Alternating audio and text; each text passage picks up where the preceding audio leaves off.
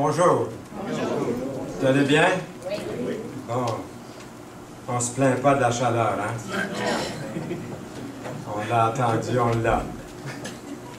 On est reconnaissant pour chaque jour que Dieu nous donne. Alors ce matin, le message est intitulé « La parole qui sauve ». Et c'est dans Jacques, si vous avez vos Bibles, je vous inviterai à l'ouvrir, dans l'Épître de Jacques, le chapitre 1, les versets 19 à 21. Et je lis les versets. « Sachez-le, mes frères bien-aimés, ainsi que tout homme soit prompt à écouter. » C'est ce que je souhaite de tout mon cœur ici ce matin, à commencer par moi. Lent à parler, eh bien là, donnez-moi une chance. Je vais devoir parler pendant 40 minutes. Et car la colère de l'homme n'accomplit pas la justice de Dieu. C'est pourquoi, rejetant toute souillure et tout débordement de méchanceté, recevez avec douceur la parole qui a été plantée en vous. Est-ce qu'elle a été plantée en vous, cette parole? Et qui peut sauver vos âmes. Donc, j'ai pris dans ce verset-là le thème du message, la parole qui peut sauver vos âmes, que j'ai souligné dans ce verset, que j'ai mis comme thème. Si je comprends bien, il y a deux choses ici pour recevoir la parole de Dieu d'une façon plus efficace. Premièrement, prompt à écouter. Pourquoi est-ce que c'est si difficile d'écouter? Même quand on est assis tranquille dans une réunion, je ne parle pas moi là, puis que je parais écouter, mes pensées sont allées ailleurs. Peut-être que je planifie ma semaine, ou je pense à quelqu'un, je pense à quelque chose. Pourtant, je suis assis puis je regarde le prédicateur. Puis des fois, comme prédicateur, je vois les yeux des personnes qui se ferment tranquillement. Puis je me dis, qu'est-ce que je devrais faire pour les réveiller? C'est de ma faute, je devrais être plus... il y a un dicton qui dit, si vous voulez que les gens viennent vous écouter, brûlez. Ils vont venir vous voir brûler. Donc, il faut avoir beaucoup d'enthousiasme. On a raison de l'avoir, cet enthousiasme, parce que nous avons la parole de Dieu à annoncer. Et deuxièmement, lent à parler. Et tout de suite, il dit lent à se mettre en colère. Et quand Yolande qui m'aide, qui revise mon message avec moi, surtout pour le français qui va apparaître sur l'écran pour voir s'il n'y a pas d'erreur, tout ça, elle m'a dit, Fernand, ça ne te gêne pas de prêcher là-dessus? Je pense qu'elle pense que je parle beaucoup et on ne s'en rend pas toujours compte, vous savez. J'étais réuni avec mes frères. J'ai eu le privilège d'avoir 4 frères et une fois de temps en temps, on s'est réunis, les frères ensemble et ma soeur aussi. Et puis, on a un bon temps autour d'un bon repas et souvent c'est dans un restaurant, chacun paie sa bouffe. Et puis la serveuse est venue de temps en temps nous parler, et puis tout ça. Puis à un moment donné, elle est arrivée à la table, puis là, elle se sentait un petit peu à l'aise, on avait du plaisir, on parlait, tout ça. Elle a dit, « Ouais, je sais qui est-ce qui parle le plus ici. » Et c'était moi qui parlais le plus. On ne les réalise pas toujours. Et puis, un de mes frères a pris un petit peu ma défense. André, il dit, « Ah, il dit, il faut l'excuser, lui. Il est prédicateur, il est pasteur. » Alors, prompt à écouter, lent à parler, lent à se mettre en colère. Certains chrétiens pensent que faire partie de la famille de Dieu, ça va créer automatiquement une vie sans problème. Et même j'ai entendu des chrétiens qui étaient sauvés depuis plusieurs années me dire, « Moi, ça devrait toujours bien aller dans ma vie. Je ne devrais pas avoir d'épreuves, je devrais avoir des difficultés. » Ils se morfondaient là, en vouloir à Dieu parce qu'ils se disaient automatiquement, je devrais avoir une vie sans problème, j'appartiens au Seigneur. D'autres disciples du Seigneur, eux, ont l'impression que leur vie se détériore justement à cause de l'Évangile. Croyez-le ou non, un bon nombre de personnes qui prétendent avoir Jésus comme Sauveur et Seigneur ne lisent que rarement la Bible. Sans ouvrir la parole de Dieu, comment une personne peut-elle connaître des choses? Et souvent, quand je conseille avec des chrétiens, des gens qui viennent me voir ou que je rencontre et que je les écoute parler, j'ai envie de leur dire, puis je l'ai fait dernièrement avec quelqu'un, « Est-ce que tu lis ta Bible à tous les jours? » Je lui ai demandé. Il dit, « Ben, pas tous les jours. À quelle fréquence lis-tu la Bible? » Ben, je dois te confesser que ça fait longtemps que je la lis pas, régulièrement. Alors, je voyais pourquoi il y avait des problèmes. Il ne connaissait pas la parole de Dieu. Il ne la lisait pas, il ne se nourrissait pas d'elle, de cette parole. Alors, comment connaître ce qui va apporter la bénédiction de Dieu dans notre vie si on ne lit pas à tous les jours pour se nourrir de la parole de Dieu? Deux raisons principales pour lesquelles il est possible, selon la Bible, que nous ne soyons pas bénis. On veut tous être bénis, on veut tous être dans l'abondance des gracieusetés de Dieu. Premièrement, nous la lisons, cette Bible, que rarement. Et deuxièmement, nous l'obéissons que rarement. Pourquoi c'est si difficile de lire la Bible chaque jour? Pour ceux d'entre vous qui lisez la Bible à tous les jours, qui lisez les Saintes Écritures tous les jours, quelles sont vos suggestions pour aider ceux et celles qui auraient de la misère avec ça? Sans oublier que la lecture seule ne suffit pas. Vous attendiez à ce que je dise ça, c'est certain. Il faut aussi la mettre en pratique, cette parole, pour recevoir une bénédiction. Comment être béni de Dieu? Je dois recevoir la parole de Dieu d'après ces versets, seulement quelques versets dans la première épître de Jacques, les versets 19 à 21. La parole de Dieu doit être plantée dans le cœur de chaque croyant. Le sol, le cœur doit être réceptif, attentif. La parole doit prendre racine jour après jour dans le cœur du croyant. C'est écrit « rejetant toute souillure ». Dans l'original, le mot « souillure » est le même mot que d'avoir de la cire dans les oreilles. C'est intéressant, n'est-ce pas? Nous sommes encouragés à nous débarrasser de tout ce qui obstrue nos oreilles, tout ce qui empêche d'entendre Dieu. L'idée générale qui ressort de ce texte est l'importance concernant notre comportement face à notre foi. Jacques nous donne deux outils qui, pour moi, sont essentiels et nécessaires à notre vie devant toutes les épreuves que nous vivons. Premièrement, le premier concerne être à l'écoute. Le deuxième, gérer sa colère. Jacques cherche à attirer notre attention, puis atteint le nœud de la question pour nous dire comment nous devons nous comporter pour devenir de bons auditeurs et ainsi avoir le contrôle de notre langue et de notre colère. En appliquant ces choses-là, qui sont des principes en général simples, mais tellement nécessaires. Pour vous, pour moi, pour les autres, nous serons en mesure de rencontrer nos besoins, premièrement nos besoins personnels, puis aussi ceux des autres. Ce sont des principes que nous avons dans la parole de Dieu. C'est pour ça que je vous ai dit au début de la série dans Jacques, Jacques est très, très, très pratique. Lisez-le, vous allez voir, vous l'avez déjà lu, mais relisez-le, et vous allez voir que c'est des choses pratiques qui s'appliquent à tous les jours, à tous les instants dans ma vie, dans notre vie. Ce sont des principes, des éléments essentiels, comme avoir de bonnes relations entre nous, les individus. Les individus d'une même communauté, d'une même assemblée, d'une même église. Vous ne pouvez pas avoir un dialogue de qualité avec une autre personne si elle n'est pas à votre écoute et si vous ne l'écoutez pas. Chacun son tour, chacun mon tour, comme disait mon beau-père.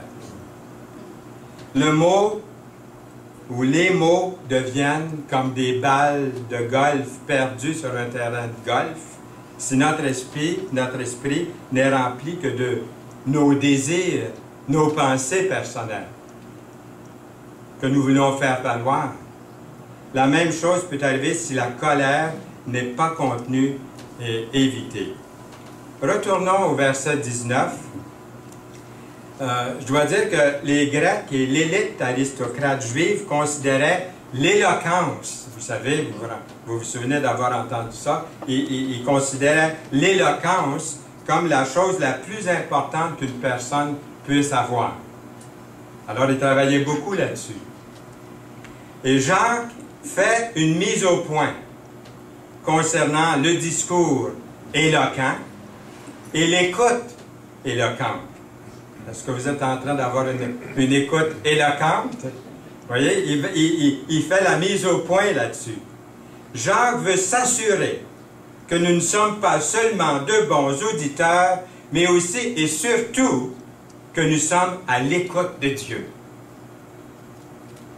Ce n'est pas moi qui le dis, comme la première personne qui nous a apporté l'Évangile chez nous, c'était un Français, il disait « Ce n'est pas moi qui le dis, c'est Dieu qui le dit. » Il se dépêchait de dire ça parce que mon père voulait le mettre à la porte. Alors, ce n'est pas moi qui le dis, c'est Dieu qui le dit. Il était marseillais. Alors, il y avait ce petit accent-là, l'accent Fernandel, comme disait mon père.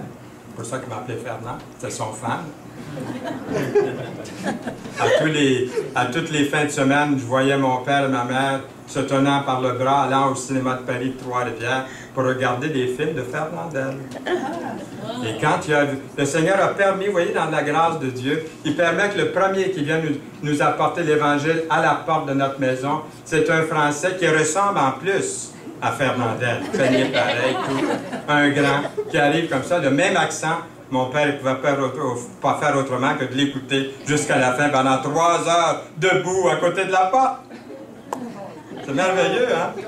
Comment le Seigneur travaille dans votre cœur, dans mon cœur, des fois, pour nous attirer à lui. Nous sommes à l'écoute de Dieu. Ce n'est pas moi qui le dis ce matin. C'est Dieu qui le dit. C'est pour ça que je suis obligé de le dire. Puis comme Yolande m'a dit, t'es pas gêné d'apporter un message là-dessus. Parce qu'elle a vu, des fois, je me mettais en colère aussi. Puis que j'ai l'abondance dans la bouche de paroles. Si nous sommes à l'écoute, nous allons comprendre ces principes qui sont essentiels. Et nous allons connaître sa volonté. Souvent, les gens me disent, quelle est la volonté de Dieu? Je voudrais connaître la volonté de Dieu. Est-ce que vous lisez la parole?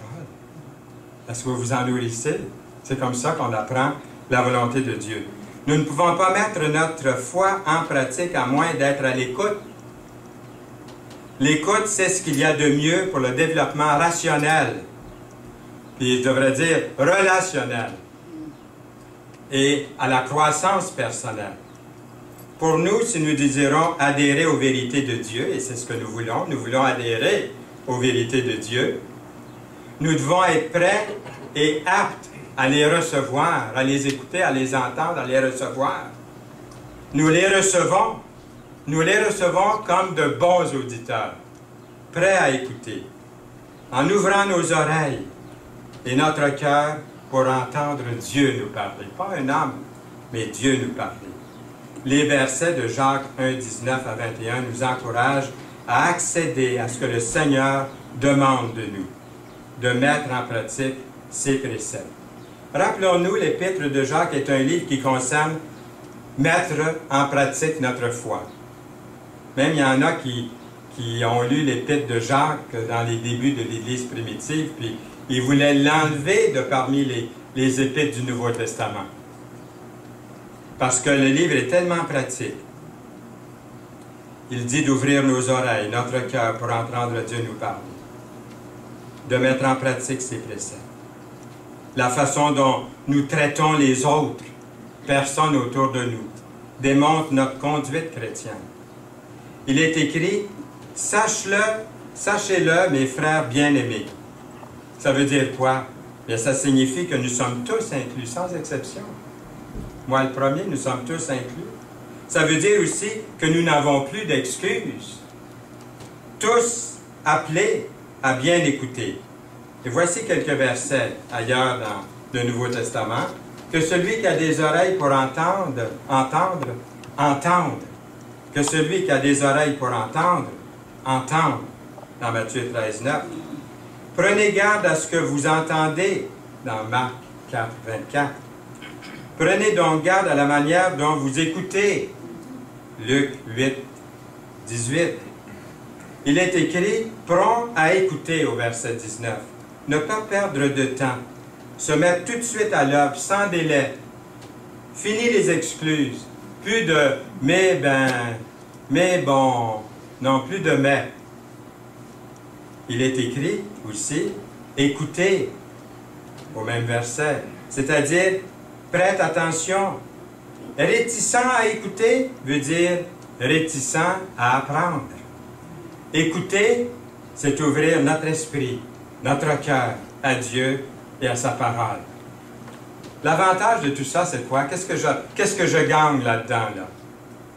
C'est que nous pourrons vraiment entendre ce que les autres nous disent pour discerner, faire la part des choses, pour le bien ou le mal, avec l'aide de la parole de Dieu qui nous nourrit chaque instant de chaque jour.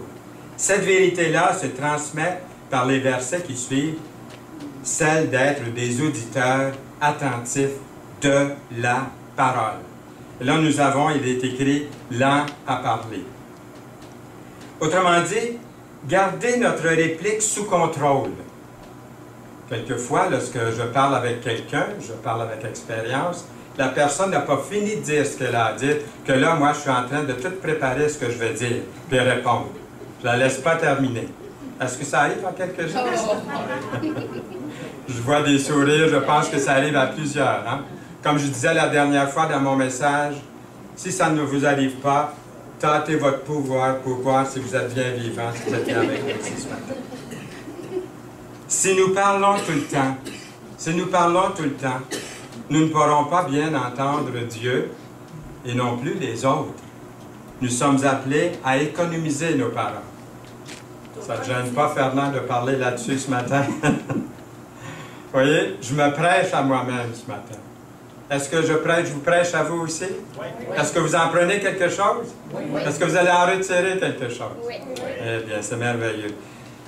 Nous lisons, celui qui est lent à la colère vaut mieux qu'un héros dans Proverbe 16, 32. L'homme qui a de la sagesse est lent à la colère dans Proverbe 19, 11. Ménager ses paroles afin de pouvoir ouvrir ses oreilles et notre cœur, sinon nous ne pourrons pas entendre et comprendre sa volonté ou appliquer ses préceptes. Et nous allons en parler davantage, je ne vais pas vous fatiguer avec ça, mais au chapitre 3, nous allons reparler plus en détail de ces choses-là, au chapitre 3. C'est encore assez loin. C'est marqué aussi, lent à se mettre en colère. Jacques condamne les actes de violence. Des actes de violence sans parole. Peut-être que je n'ai jamais frappé quelqu'un avec mon poing, mais j'ai sûrement blessé des gens avec mes paroles. Sûrement.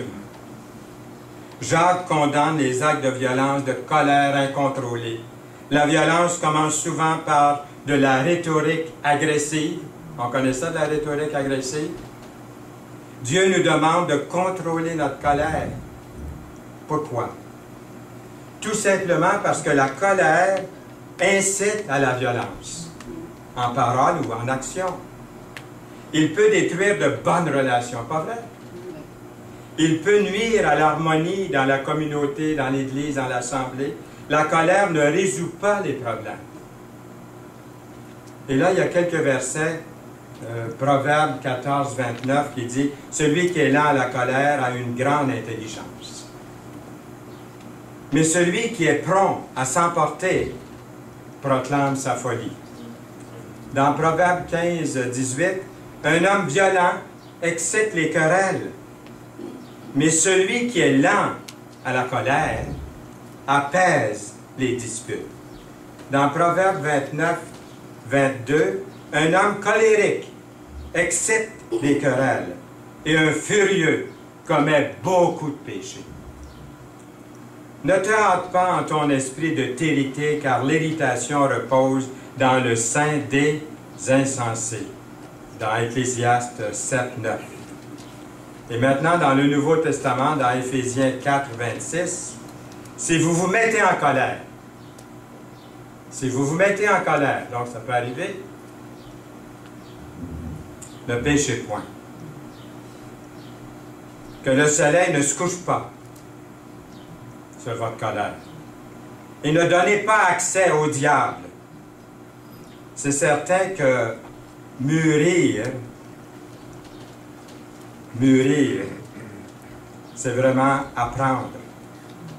Et puis, c'est certain que pour mûrir, nous devons être à l'écoute de Dieu. Écouter les conseils divins, écouter les autres, avec le discernement de la parole de Dieu, les écouter. Pour obtenir leur point de vue, calmement, en douceur. Et écouter aussi leurs préoccupations et peut-être pourrais-je apporter une contribution pour aider. Je pourrais pas apprendre quelque chose si je suis le seul à parler, si j'écoute jamais. C'est pour ça que certains dimanches, lorsqu'on est en vacances, j'aime ça aller dans une église, dans une assemblée, pour écouter prêcher. Parce que quand je ne suis pas ici le dimanche matin, comme vous savez, je suis en mission dans d'autres villes pour aller apporter la parole. Et combien j'aime m'asseoir et écouter, vous écouter celui qui apporte une méditation, une parole, pour être nourri. On a besoin de ça. On a besoin d'être nourri. C'est nécessaire pour nous-mêmes. Tout ce que nous avons appris, ou tout ce que j'ai appris depuis que je suis jeune, jusqu'à ce jour, ce n'est pas toujours des informations qui ont été nécessaires. Et j'ai besoin de progresser dans la foi et la maturité en sachant écouter aussi la parole de Dieu qui vient de la bouche de mes frères et de mes sœurs. Au verset 20, la parole de Dieu doit prendre racine. Et ce n'est pas la colère, ce n'est pas par la colère ou l'orgueil, c'est pas ça qui peut nous aider. Malheureusement, c'est dans cet esprit-là qu'étaient les Juifs au moment où ça a été écrit, ces paroles-là. Dans tout Jérusalem, j'aimerais dire un mot concernant ceux qu'on a appelés les Zélotes. Et les Zélotes manifestaient beaucoup de zèle, d'où leur nom, les Zélotes, dans leur engagement. C'était un groupe militant juif qui gagnait en popularité. Ils formaient un groupe extrêmement radical.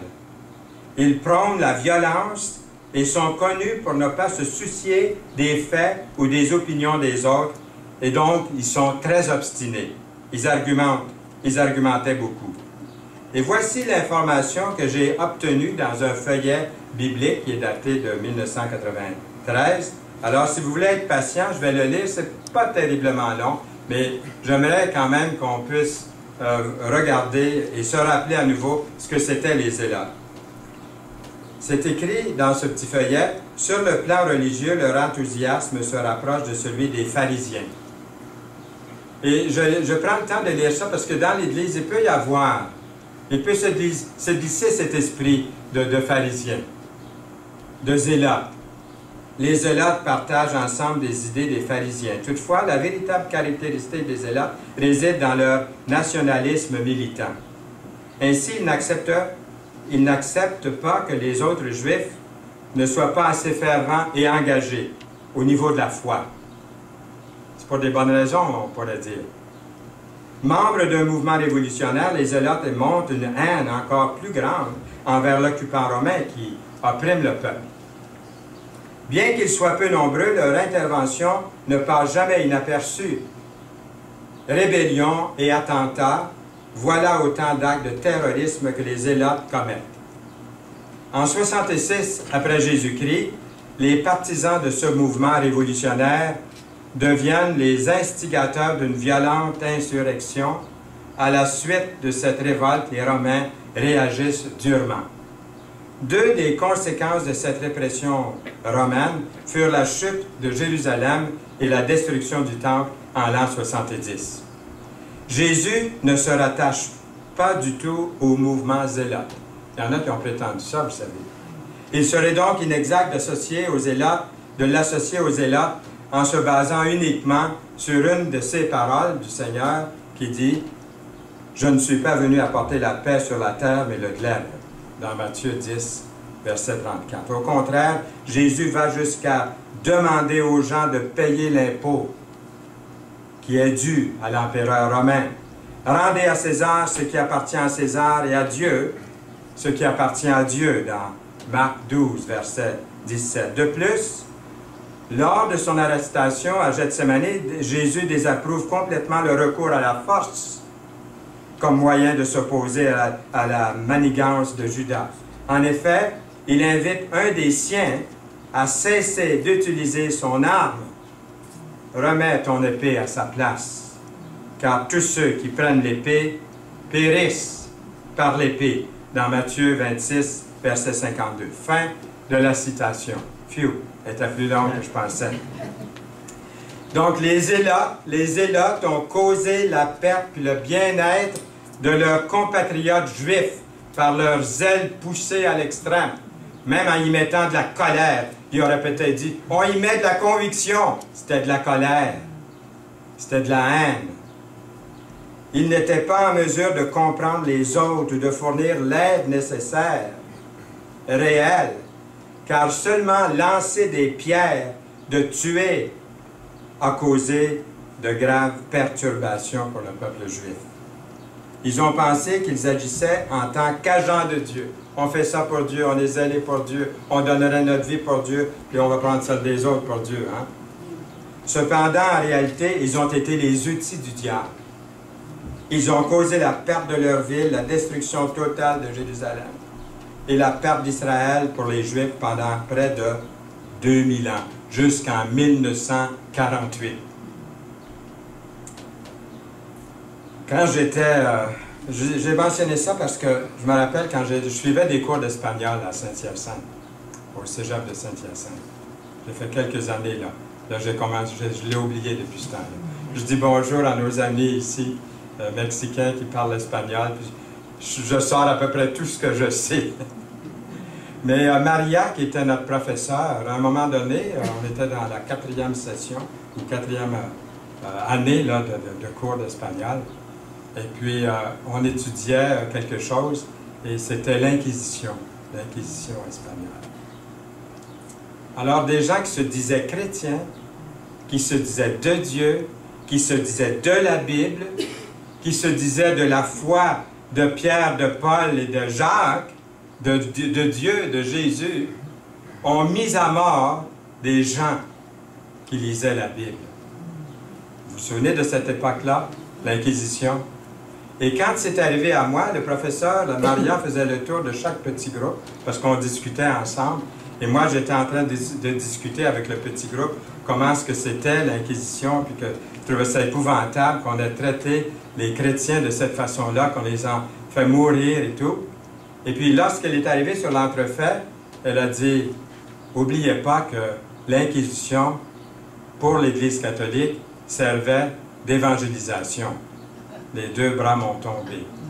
Et là, je comprends mieux ce matin le message de Jacques, de laisser la colère de côté. Qu'est-ce que c'est qui a amené toute cette violence? Peut-être qu'au début, c'était un zèle, c'est devenu un zèle amer, c'est devenu une haine, et c'est devenu comme les zélotes, et puis ça a dépassé les bornes. Est-ce qu'on pourrait être exempt, nous les chrétiens, de la même chose? Je vous révèle peut-être pas un petit secret, mais Calvin, Jean Calvin, dont j'ai vu le monument lorsque j'étais en Suisse, j'ai appris que plus tard, un jour, toute la ville de Genève, on disait qu'elle était convertie au Seigneur. Mais lui-même, Calvin, a commencé à persécuter ceux qui n'étaient pas, les Juifs, oui, Martin Luther, entre autres, ont commencé à persécuter même les gens qui n'étaient pas tout à fait de leur confession. Alors, ça peut arriver, ça peut nous arriver. Donc, c'est pour ça que la parole est là. Elle nous met en garde de faire attention à la parole, à la colère, et de pouvoir vaincre. L'avertissement de Jacques au verset 20 est de ne pas faire comme les zélotes, mais plutôt d'agir comme le Seigneur a agi. La colère de l'homme n'accomplit pas la justice de Dieu. Il est écrit « n'accomplit pas », donc pas d'apprentissage. il est écrit aussi, « Humiliez-vous donc sous la puissante main de Dieu, afin qu'il vous élève au temps convenable. Et déchargez-vous sur lui de tous vos soucis, car lui-même prend soin de vous. Soyez sobres, veillez, votre adversaire, le diable, rôde comme un lion rugissant, cherchant qui il dévorera. Résistez-lui avec une foi ferme, sachant que les mêmes souffrances sont imposées à vos frères dans le monde. On n'est pas les seuls à qui ça arrive. Le Dieu de toute grâce qui nous a appelés en Jésus-Christ à sa gloire éternelle après que vous aurez souffert un peu de temps, vous perfectionnera lui-même, vous affermira, vous fortifiera, vous rendra inébranlable. À lui soit la puissance, au siècle des siècles. Amen. Dans 1 Pierre 5, 9 à 11. On sait bien que la colère ne produit pas la justice. La colère ne produit pas la justice. Ou la belle vie que nous souhaiterions avoir avec les autres, pour la gloire de Dieu. Quand les autres nous voient, peu soucieux de cette vérité que nous sommes en train de voir ensemble aujourd'hui, ou peu d'amour ou pas d'amour, ils seront loin de voir Dieu comme étant vérité et de voir Dieu, Dieu est amour, en nous regardant. Il est écrit la justice de Dieu. Un des buts de la vie chrétienne est de poursuivre la justice et de soigner son caractère. Soigner son caractère. De développer notre maturité par l'action du Saint-Esprit en nous. Jésus a dit, « Je suis le cep, vous êtes les sarments. Celui qui demeure en moi et en qui je demeure, qu'est-ce qui arrive? Porte beaucoup de fruits, car sans moi, et là ça prend le Seigneur, vous ne pouvez rien faire. » Jean 15, 5. L'apôtre Paul dit, « J'ai été crucifié avec Christ, et si je vis, ce n'est plus moi qui vis, c'est Christ qui vit en moi. Si je vis maintenant dans la chair, je vis dans la foi au Fils de Dieu, qui m'a aimé et qui s'est livré lui-même pour moi. » La communauté chrétienne primitive, telle qu'elle était face à la persécution, savait que pour être un soutien et de pouvoir former les autres, il fallait écouter, pour pouvoir progresser dans la croissance spirituelle. Donc le chrétien, et en particulier le chef de file, le pasteur, l'ancien, l'ouvrier, le prédicateur, l'enseignant, doit être disposé lui aussi à écouter. En tant que disciple du Seigneur et constructeur des bonnes relations, nous avons besoin d'écouter la parole et les gens qui nous entourent. Et la façon dont nous sommes à l'écoute démontre où sont nos intérêts, notre capacité d'écouter la parole et les gens qui nous entourent. La façon dont nous sommes à l'écoute démontre où sont nos intérêts et notre capacité en tant qu'amis et en tant que chrétiens engagés. Le fruit qui découle de l'écoute, c'est la croissance, la maturité spirituelle, qui nous incite à bien vivre et ensuite à créer des amitiés et une vraie communion fraternelle avec les autres. On peut dire que ce sont des outils, j'appellerais ça des outils, qui nous apportent, je dirais, beaucoup de joie, beaucoup de plaisir pour devenir vainqueurs à la gloire du Seigneur. Vous êtes d'accord avec moi que de la naissance à la mort, nous avons besoin d'être entendus? On a besoin d'être entendus. C'est quelque chose, c'est bon. C'est bon. On a besoin d'être entendus. Chacun de nous a un profond besoin d'avoir quelqu'un qui nous écoute, que nous l'admettions ou non. Regarde-moi quand je te parle. Regarde-moi quand je te parle. Est-ce que vous avez déjà dit ça à quelqu'un? Moi, ça m'est arrivé que les gens m'ont dit ça. Fernand, surtout dans ma famille, ceux qui sont proches de moi. Fernand, regarde-moi quand je te parle. Vous voyez? Il faut se regarder dans les yeux, se parler, s'écouter. C'est pas merveilleux, ça? Dieu nous a créés de cette façon-là. Et dans une conversation informelle, ou que ce soit dans une séance de thérapie en profondeur, sur l'écoute puis le parler, la conversation, si vous pensez que personne ne vous écoute, qu'est-ce qui arrive? Dans une conversation, si la personne ne vous regarde pas, elle est là, à regarder ailleurs. ou dans une thérapie, personne ne vous écoute, qu'est-ce que vous allez dire? Qu'est-ce que vous allez penser? Vous allez dire, il se fiche pas mal de moi. Hein? Être à l'écoute est un peu comme, écoutez bien ça, être à l'écoute est un peu comme être aimé. C'est comme être aimé. De même que nous devons prendre au sérieux cette manière de faire et progresser dans cette compétence d'être plus à l'écoute.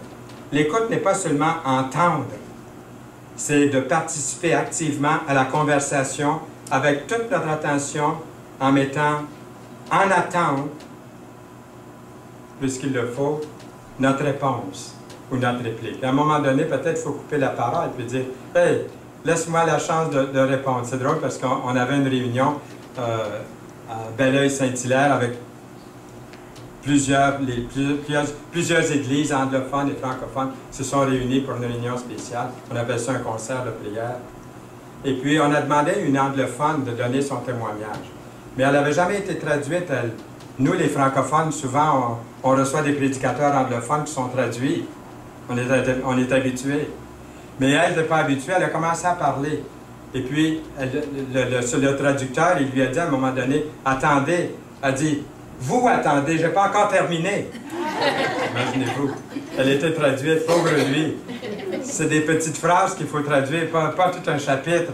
J'ai déjà fait ça, je sais de quoi je vous parle, j'ai traduit dans des réunions d'évangélisation. L'écoute est quelque chose que nous pouvons tous faire et que nous sommes tous appelés à faire. Même si nous sommes sourds, nous sommes appelés à écouter. Ou si nous sommes malentendants. Et c'est pour ça qu'on a la zoothérapie. Vous avez entendu parler de la zoothérapie?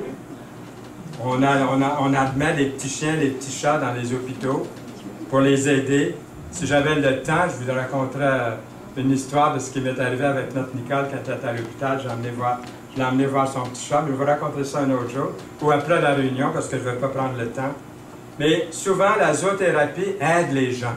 Pourquoi? Pourquoi vous pensez que ce petit chien-là, c'est notre petit chien, là, Mickey? Vous voyez comment est-ce qu'elle écoute, là? Elle a la tête de côté, elle est en train d'écouter ce qu'on dit. On peut lui dire tout ce qu'on veut, hein? On a confiance en elle, je ne savais pas comment. Elle ne répète jamais ça. Des fois, elle va dire « Wow! » Peut-être qu'elle voudrait dire quelque chose, mais elle ne le dit pas. Elle est vraiment discrète. Donc, la zoothérapie, c'est quelque chose, on a quelque chose à apprendre de ça. L'écoute est une habilité naturelle, une compétence qui peut être améliorée. Tout ce qu'il faut, c'est de la volonté de le mettre en marche. Pour la voir se réaliser, il existe sûrement des techniques pour améliorer nos capacités à écouter. Moi, j'ai suivi des cours d'annonceurs de radio-télévision au Collège des annonceurs à Québec, puis aussi à Montréal. J'ai appris à parler. J'essaye encore. Mais apprendre à écouter, ça, j'ai jamais eu de cours là-dessus. Je suis en train de la voir ce matin-là, avec le pit de Jean. Comment ne pas gérer sa colère?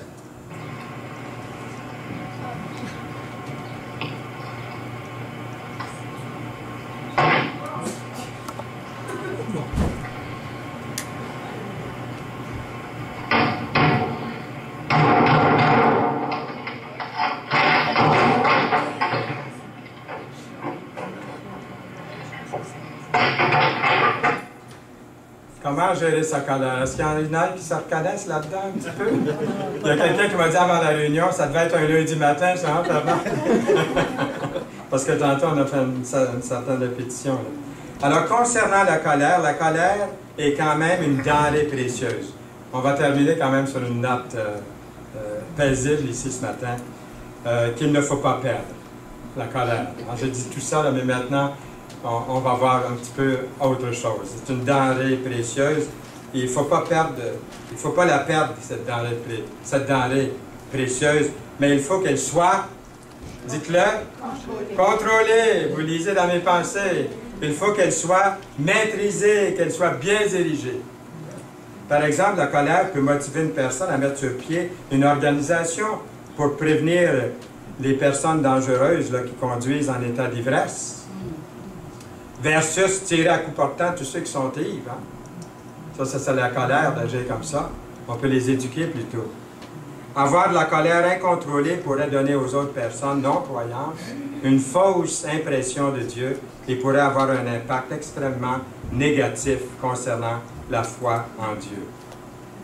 Alors, j'avais beaucoup d'autres choses à dire, mais je vois que le temps est terminé.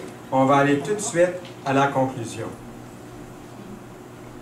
Êtes-vous généralement béni par la parole de Dieu? Dans les dernières minutes, nous nous sommes entretenus sur l'importance d'un passage en particulier, celui de Jacques 1, les versets 19 à 21. Et voici quelques options qu'on retrouve dans la parole de Dieu, dans les psaumes. Le psaume 119, par exemple, le verset 9 à 11. Alors, je ne mettrai plus les versets sur le tableau parce que ce ne serait pas dans l'ordre. Comment le jeune homme rendra-t-il pur son sentier, nous disons? Il s'est marqué la réponse, en se dirigeant d'après ta parole. Je te cherche de tout mon cœur, c'est écrit. Ne me laisse pas m'égarer loin de tes commandements. Je serre ta parole dans mon cœur afin de ne pas pécher contre toi. On a la réponse dans ce verset-là, de tout ce qui a été dit ici ce matin. Nous atteignons de la maturité, plus nous arrivons à une plus grande réalisation de ce que nous avons dans le Seigneur Jésus-Christ, en lui, en Jésus. C'est en lui qu'on obtient tout ça. L'Évangile me transforme, l'Évangile vous transforme. Vous avez besoin, désespérément besoin d'un avocat. J'ai besoin d'un avocat. J'ai besoin d'un médiateur. J'ai besoin d'un ami. Quel ami fidèle et tendre nous avons en Jésus-Christ. Mais ce que nous avons le plus besoin, c'est d'un substitut, quelqu'un qui a fait pour moi, qui a fait pour vous, pour moi, pour nous, et qui a sécurisé pour vous et moi ce que nous n'aurions pas pu faire de nous-mêmes, ou peut sécuriser pour nous-mêmes.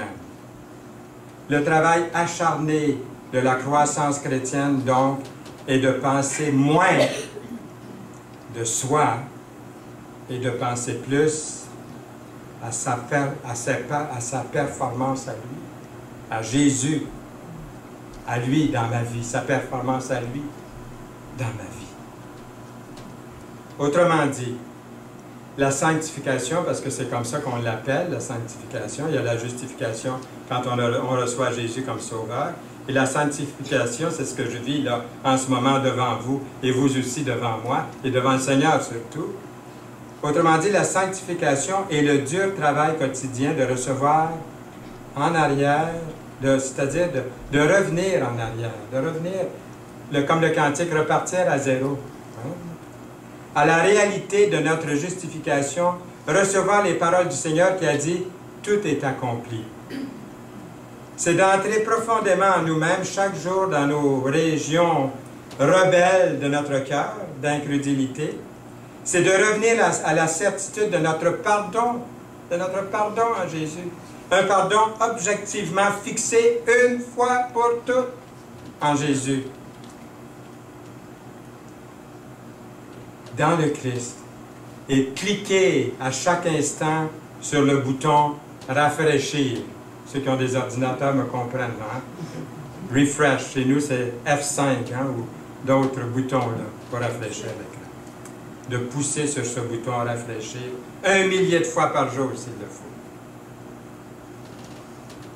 Ou comme Martin Luther, on a déjà mentionné Martin Luther ce matin, il l'a si bien dit dans ses études sur l'Épître aux Romains. Écoutez bien ce qu'il a dit, Martin Luther, concernant ses études. Il dit, pour aller de l'avant, il faut toujours revenir en arrière. En d'autres mots, le vrai progrès spirituel consiste à revenir chaque jour au début. C'est quand je chante les cantiques ici le dimanche matin ou à d'autres réunions, puis que je veux vraiment méditer sur ce qu'on chante, je pense dans les premiers jours de ma conversion quand je chantais les cantiques. Et vous savez que chaque fois, je suis abondamment béni, aux larmes quelquefois en chantant, des cantiques qu'on chante souvent, parce que je reviens en arrière.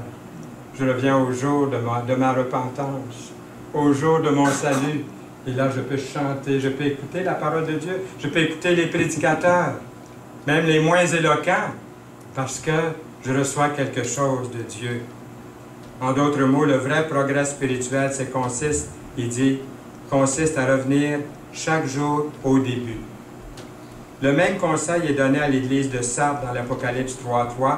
Rappelle-toi donc comment tu as reçu et entendu la parole. Garde-la et repens-toi. Chaque fois, on revient en arrière, oui. Repens-toi comme on s'est repenti. Si tu ne veilles pas, je viendrai comme un voleur et tu ne sauras pas à quelle heure je viendrai pour te surprendre. Un autre texte dans Apocalypse 2.5. Souviens-toi donc d'où tu es tombé. Repens-toi et pratique quoi? Tes premières œuvres. Alléluia! Oui, alléluia! La parole de Dieu peut nous protéger de péché. Il est important de la lire à tous les jours. Et pour ceux qui ont un ordinateur, si vous ne voulez pas acheter du matériel, je vous donne une adresse tout de suite, notez-la. www, là, hein? Bible, le mot Bible, en minuscule, le chiffre 1, toujours attaché, là. Bible 1, 1. Bible 1 an. Hein? Bible 1 an. Bible, le chiffre 1, A-N. Point com. Et là, vous allez avoir la Bible à tous les jours.